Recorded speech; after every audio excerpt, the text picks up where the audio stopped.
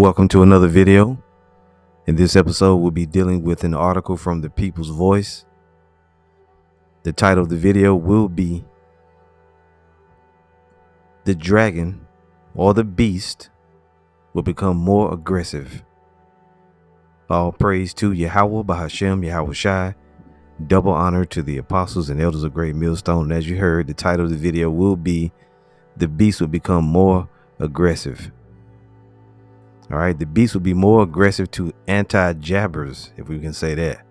And I may just avoid using that term anti such and such altogether. Anyway, this is an article from the People's Voice. And it says WHO Director, which the acronym WHO stands for World Health Organization. So the World Health Organization Director, Tedros, says it's time to get aggressive with anti-vaxxers. And this is the dude right here, Tedros. I don't know if it's Tedros or Tedros. Tedros, let's say. All right. And anyway, the article goes on. It says, upset with the failure of the global pandemic treaty, World Health Organization Director General Dr. Tedros Adhanom Ghebreyesus has vowed to get aggressive with anti-vaxxers. So you see, just from the headline, they're saying they're going to become more aggressive with those who refused or did not take, the Squid Game, right? Who didn't play the Squid Game. Now it says, according to Tedros, the unvaccinated are creating chaos and need to be taught a lesson by the global elite. You hear that? And we love that language. Good. Get mad, Tedros. Get mad. Anyway, it goes on. This is a quote. It says, quote, the serious challenge that's posted, Salakia, the serious challenge that's posed by anti-jabbers. You see it. You see the real word. And I think we need to strategize to really push back, because it says vaccines work. Vaccines affect adults, and we have science evidence on our side. What? Said Tedros. I think it's time to be more aggressive in pushing back on anti so-and-sos. I don't want to keep saying the word. It says, I think they use, you see this, right? They use the pandemic as an opportunity, and you all know all the havoc they're creating. So the people that didn't take the so-and-so, in his opinion, are creating havoc, although pharmaceutical companies and other people are admitting that the such and such didn't work, and that a lot of people should still be on the planet that are not. I'll say it that way. Now I want to play you a small excerpt here, right, from this dude Tedros and what he said. Listen up. But the serious challenge that's posed by anti-vaxxers, and I think we need to strategize to really push back, because vaccines work, vaccines affect adults, and we have science evidence on our side. I think it's time to be more aggressive in pushing back on anti-vaxxers. I think they use COVID as an opportunity, and all the havoc they're creating. Maybe that's one of the messages also I would like to include to whatever I have said.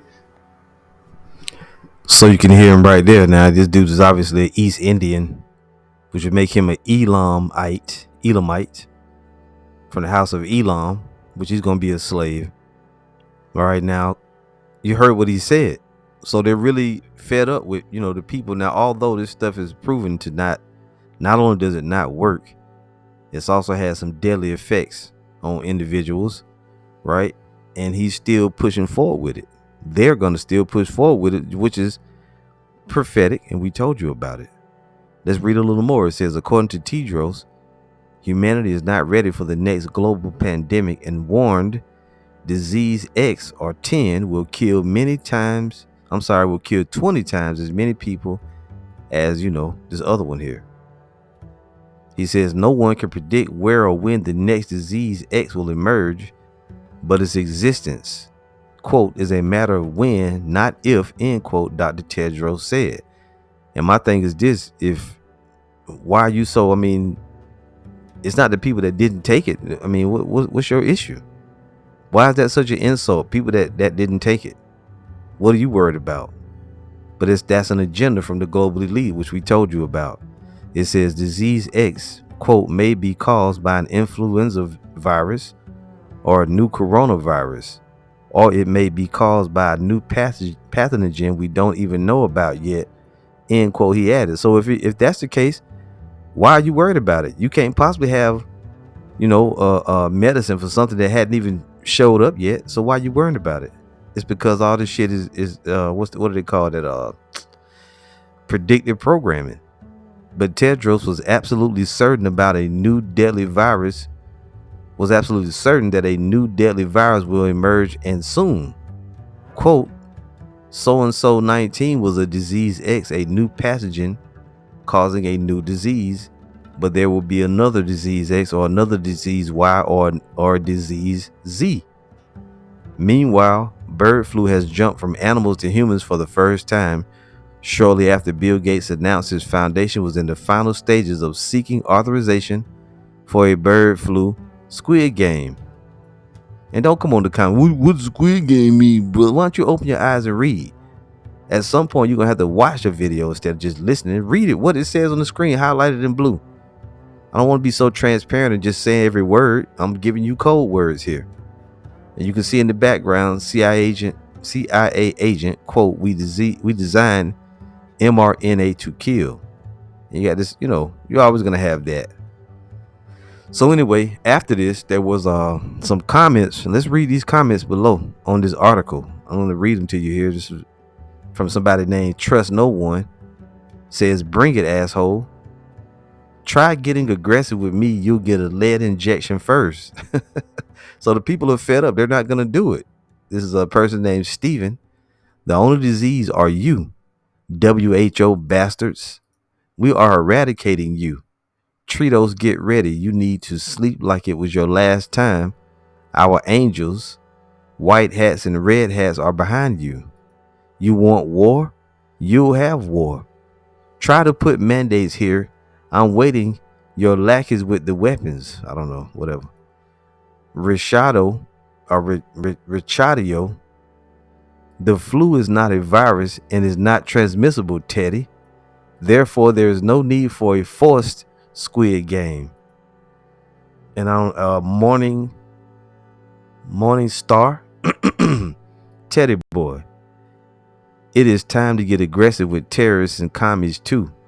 And that person is meaning them. So there you go. The people are not going to put up with it. Looks like it's going to be a civil war, which the scriptures talk about seditions and uprisings against the government.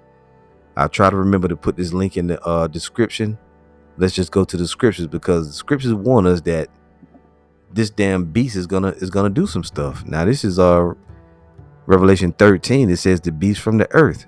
Verse 11 says, and I beheld another beast coming up out of the earth. And this beast is what? Different beasts in the scriptures rising up, and whatnot. The prophet saw images of beasts, which really was nations or empires coming into power. So again, it says, and I beheld another beast coming up out of the earth, and he had two horns like a lamb, and he spake as a dragon. So right here, you see this beast with lamb-like qualities, right? Faking peace, because lamb is a peaceful animal, and he spake as a dragon, which means what? His actions were like a dragon. But also, when a nation speaks, how does it speak? With his laws, with his legislation, his statutes, his policies. So this beast, which is representative of America, by the way, coming up out of the earth, you see, it had two horns like a lamb, but it spake as a dragon. And what does America always say? They always say they come in peace, they come in to help, this and that and the other. It comes as if a lamb would come. But what does it do? It bite down on your ass with its legislations, laws. They use words like sanction. It goes on, and he exercises all the power of the first beast before him, and causeth the earth and them which dwell therein to worship the first beast, whose deadly wound was healed. And that first beast was the Roman Empire, which had the deadly wound, which meant what? That it went out of power, right, during the Dark Ages for roughly about 1,000 years, give or take, right? Give or take a few years. And then it came back into power in the Renaissance the real, which is another word for awakening. Okay, or rebirth, excuse me, a rebirth, not awakening, but a rebirth. So these devils, they came back into power, the Roman Empire. So this is the beast that had the deadly wound but was healed, right? So now we're in the revived Roman Empire, which is the second leg of the Roman Empire. So this is that new beast. It says that he do a great wonders, so that he maketh fire come down from heaven on the earth in the sight of men. That's what the different weaponry, and deceiveth them that dwell on the earth by the means of those miracles which he had power to do in the sight of the beast. And the beast represents the whole empire, saying to them that dwell on the earth that they should make an image to the beast which had the wound by his sword and did live. And let me, slightly amend that, because the beast in itself is the whole empire, the revitalized Roman Empire, right? Now this beast up here in 11 is specifically talking about Babylon the Great, America. Okay. But when you talk about this right here in verse 14, it says, and deceiveth them that dwell on the earth by the means of those miracles which he had power to do in the sight of the beast, excuse me, saying to them that dwell on the earth that they should make an image to the beast which had their wound by a sword and did live, right? That's the Roman Empire.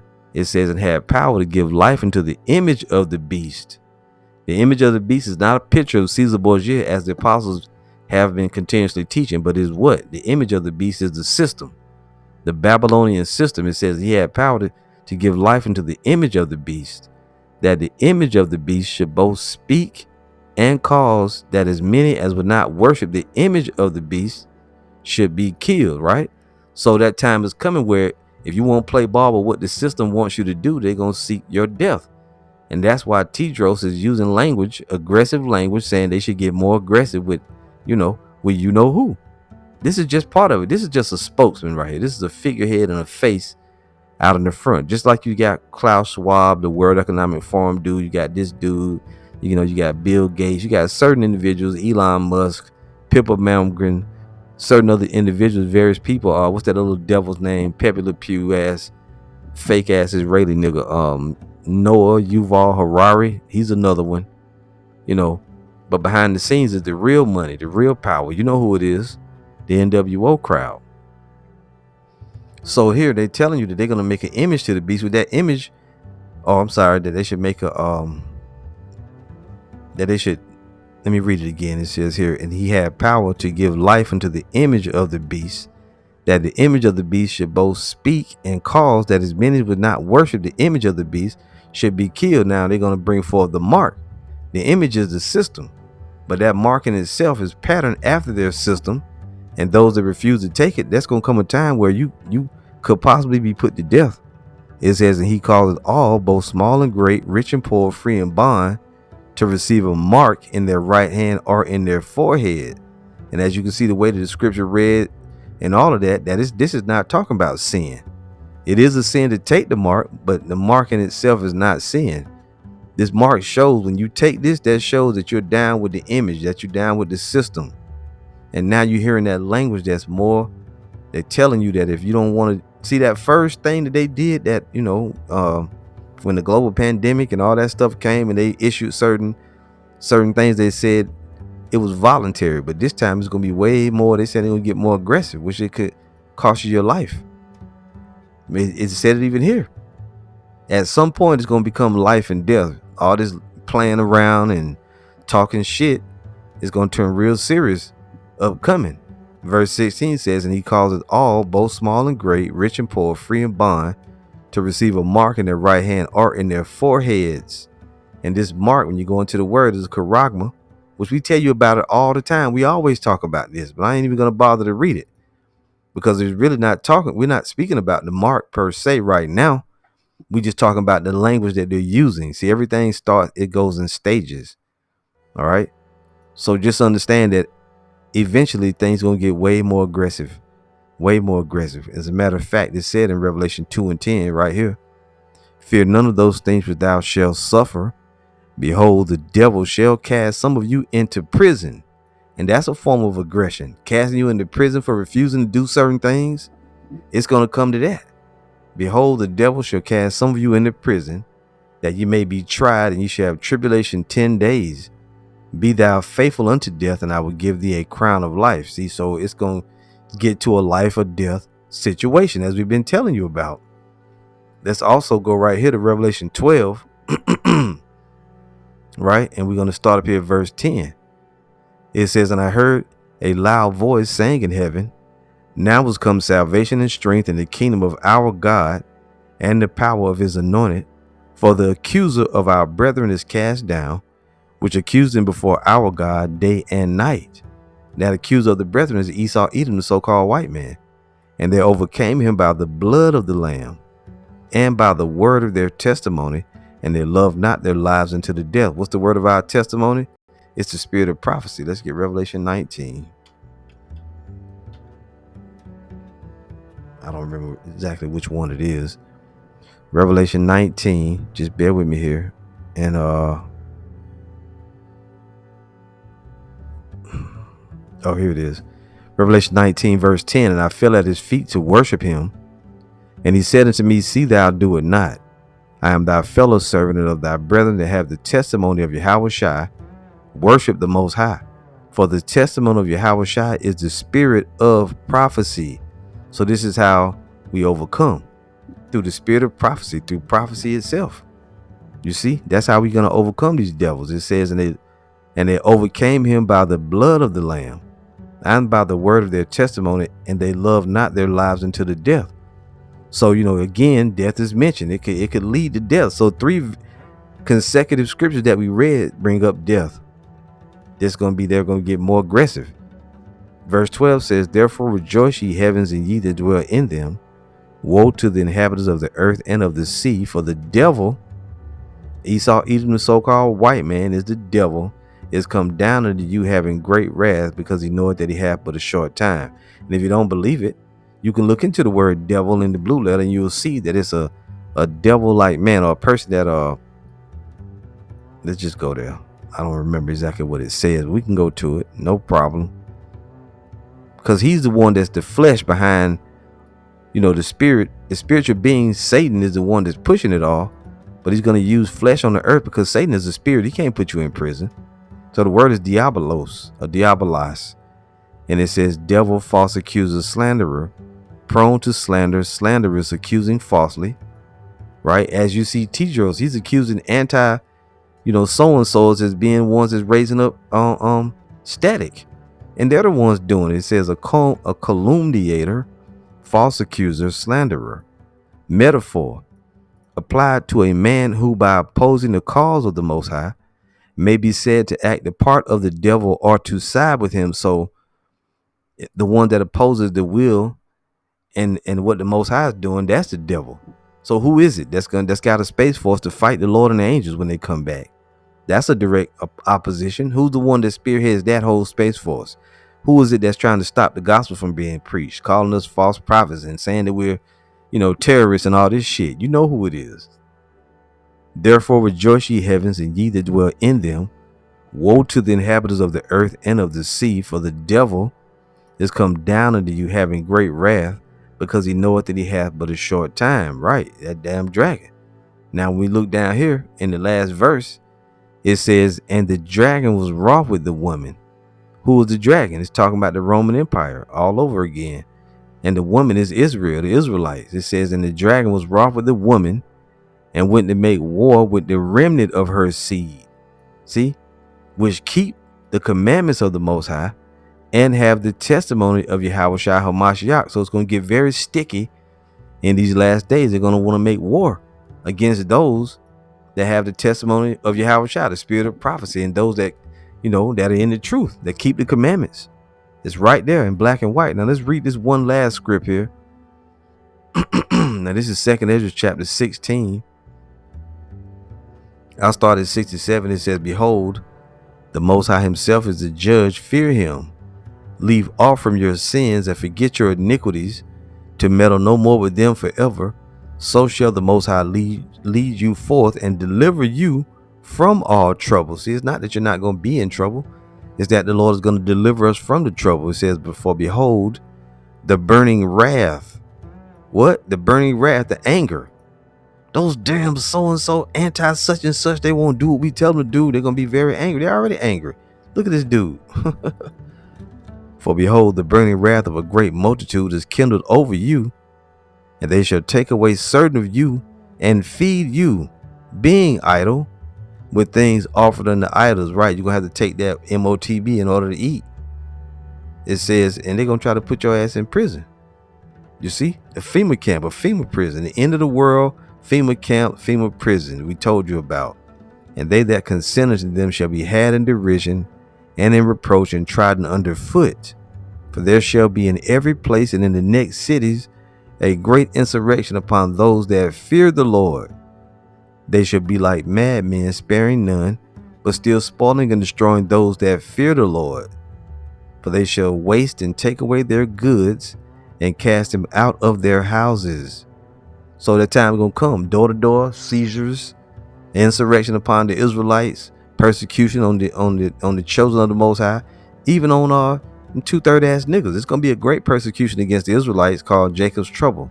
The 2/3 are so stupid, well, they just got that spirit on them.